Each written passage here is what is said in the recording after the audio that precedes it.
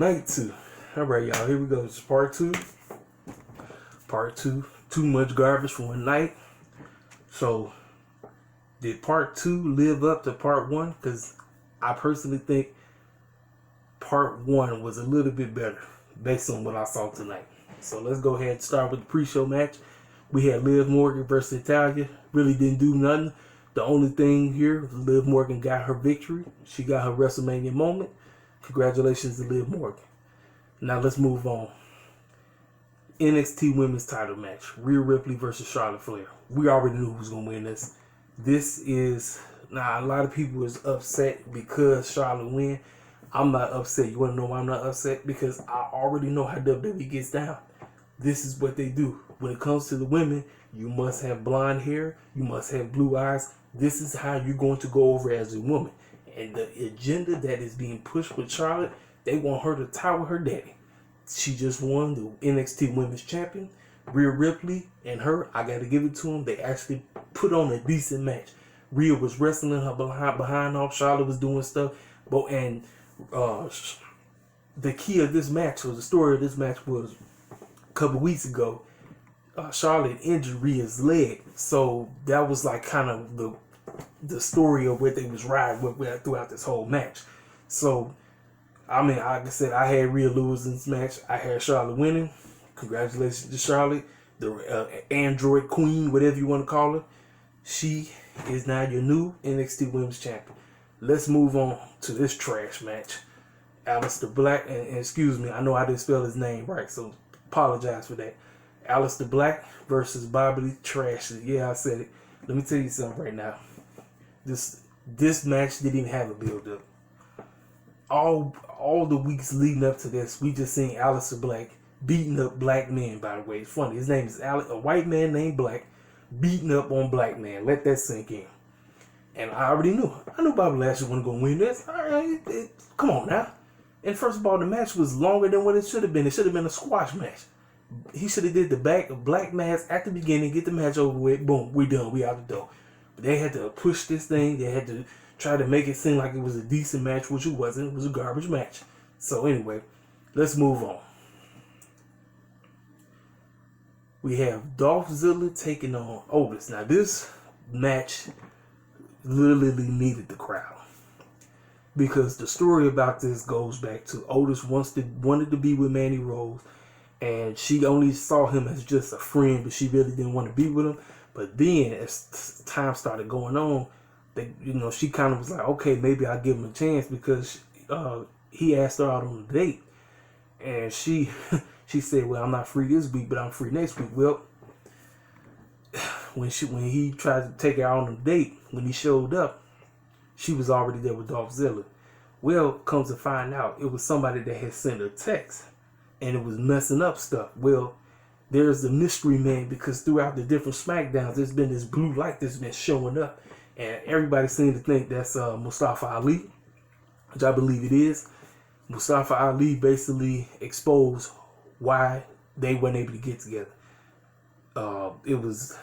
They sent the tweets or the texts out to defer one another, and she seen it. So pretty much, Mandy Rose and Sonya Deville's friendship is over.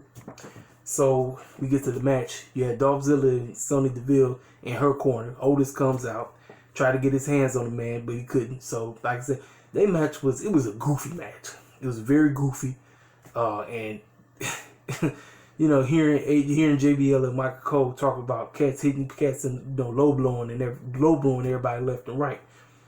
Now the referee hears them, but he act like he didn't see nothing. So like I said, he gets low blow because Sonya Deville was distracting the ref.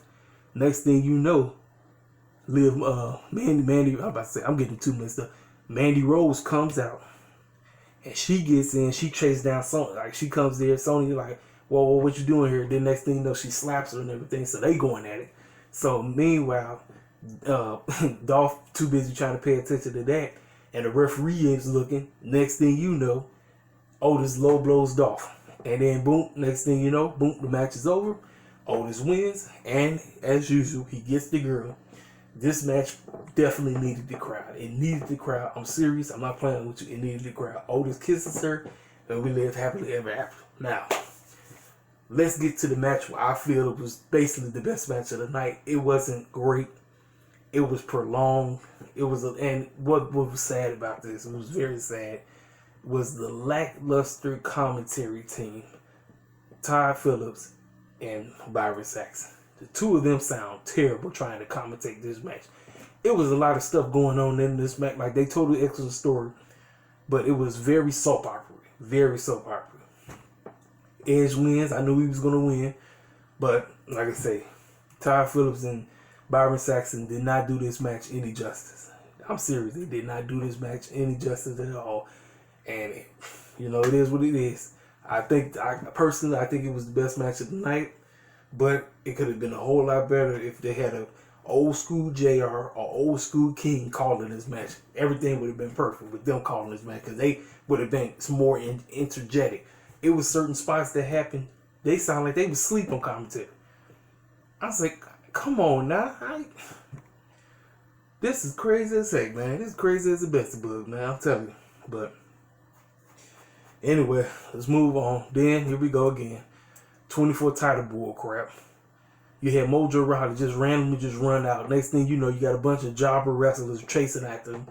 Everybody trying to chase him down and all this stuff. It gets laid out. Next thing you know, Grunk hops on. Now remember, Grunk and Mojo was supposed to be hosting. But they trying to get involved into this title thing. And next thing you know, Grunk wins it. Well, after Grunk wins, there's no host. So who did they... So so after this match, they just go directly into the Raw tag team. So yeah, let's talk about this. I'm gonna talk about who they decided to go get as the host. We got the Raw tag team titles. We got Zelina's boys, Angel Garza and Austin Theory, taking on the Street Profits. The Street Profits, I gotta give it to them. The match, it was goofy. It was an okay match. It wasn't great. Montez and them, they know they be tripping. Talking about WrestleMania. Like, the boy was, listen, when I be saying cats be shucking and jiving, that's basically what they was out there doing. He was shucking and jiving like a fool. The fool was shucking and jiving to the fullest. But they retained. And after they retained, they got jumped by Angel Garza and Austin Theory and Zelina. All of them is they jumping. Well, another thing, this right here needed the crowd. Miss Bianca Belair, Montez Ford's wife, comes out to save the day to help Angelo Dawkins and him. She comes out, she lays out Zelina, and the EST is now officially part of the main roster, which is very sad because she never got the opportunity to win the NXT Women's Championship. It's messed up, but you know how it works. When it comes to the black females in the WWE, you can only go so high. You must shuck and jive and do a lot of kissing butt and all that if you want to make it big. But according to Mark Henry, she doesn't identify with us. He said she doesn't identify with us. How the heck a black man gonna say that a black woman doesn't identify with him? What the clown is he talking about? But Bianca Belair is on the main roster, and I'm just going to assume that she's just going to be a part of them. I don't know if she's ever going to win any of the titles. I don't know. Like I said, with WWE, you never know when it comes to our people. So, anyway, so after that, since we have no host, who do they decide to go get? They decided to go get Mr. Catering himself, Titus O'Neil. I said, oh boy.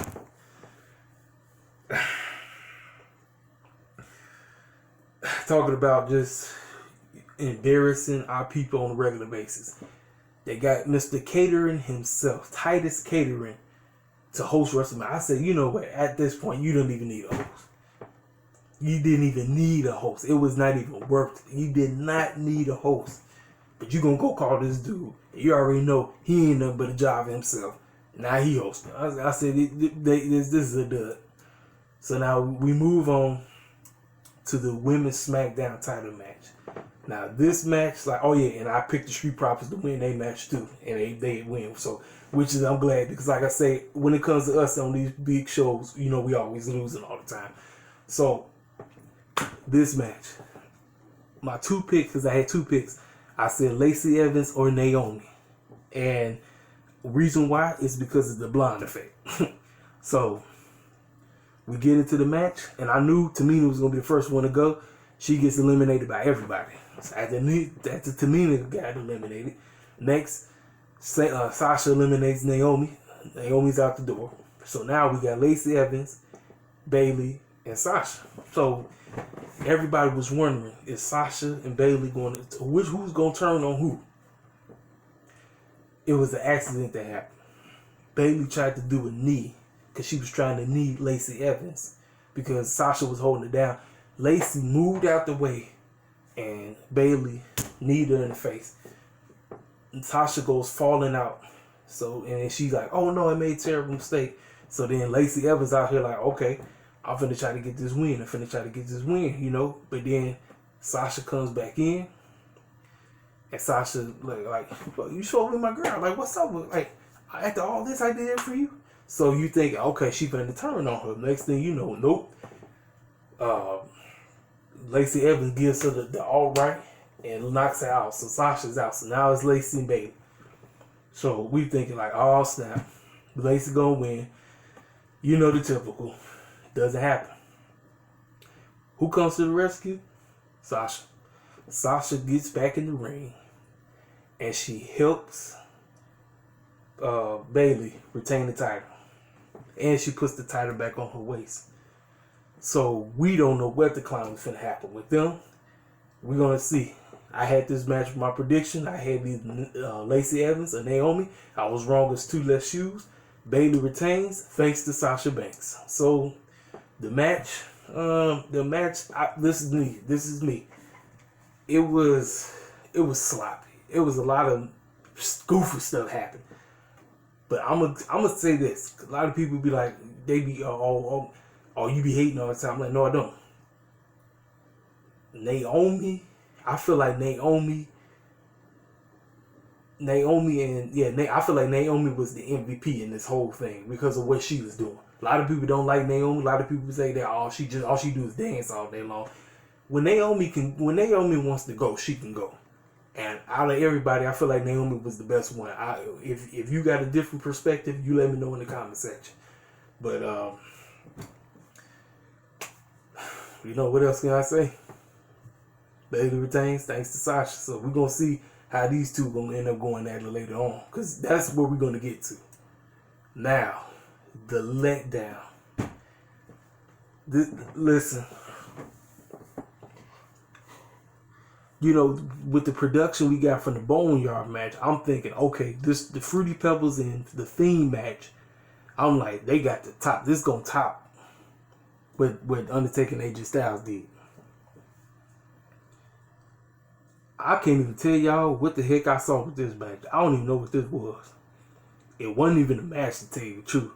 It was pretty much, let's go down memory lane.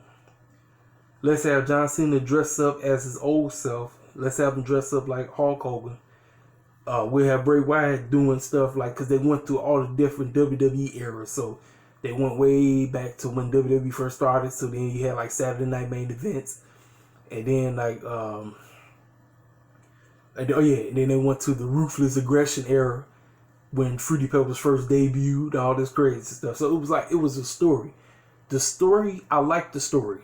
Because it was, like I said, it was sharing where John Cena first came from, how he got to where he was. But see, the line of the day was when he had said about Bray Wyatt, overhyped wrestler and all this stuff. That's exactly what he is, and overprivileged, because Fruity Pebbles was overhyped and he was overprivileged. So I'm thinking, they're going to be doing a bunch of weird, crazy stuff. And while beating the brakes off of both one another, I wasn't thinking it was just going to be one-sided. And Bray Wyatt basically went through all the different character phases that he was till he reached the Fiend, does the mandible claw, counts the match over. I'm like, I said, man, I'm thinking. But see, that's the problem. when we expect WWE, we have high expectations for them. They let the ball down. They let me down with this, and because I was gonna give them a plus up, because at this point I was at a 5. I was gonna give them a 6, and then, but they let me down, man. So we get to the end of the night. I had Brock winning. The only reason why I had Brock winning was because it was not in front of an audience. But Drew wins. Both of them did like each other's move about 4 times. I think Brock did about 4. Let's see. He did about 3 F5s, 4 suplexes. Drew McIntyre did 4 Claymore kicks. Match over. Congratulations, Drew McIntyre. You are the new WWE champion. And that's WrestleMania for you. My grade for overall is a 5 out of 10. I probably would have gave the show a 6 or 7, but like I said, everybody let me down. John Cena and Bray Wyatt really let me down. Like, I had the Fiend winning, but I was expecting something totally different. But it let me down. So, hey people, that's my review. What are your thoughts? What do you think about WrestleMania itself? If you like WrestleMania, if you thought it was great, if you thought everything was great, if you think I'm bugging out, let me know. Tell me. I will gladly take your feedback in, as long as you respect. That's all I ask. Because everybody's entitled to their opinion on how they feel about certain things. Same as me. I'm telling you, I wasn't feeling tonight. The only thing I liked was the last man standing match. And yeah, that's about it. The last man standing match was pretty much the only thing I actually liked about tonight. That was basically it. Everything else was kind of weak.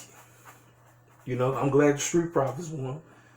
But Bianca debuts. Otis gets the girl, But it is what it is, man. But it's your boy Phil signing out. Y'all know what to do. Hit the like button, subscribe, comment. You know what to do. Follow me on Twitter at Beats the Blessings. That's me. Beats, BEATS, the number 2 blessing. No S. On Twitter. Holla at me.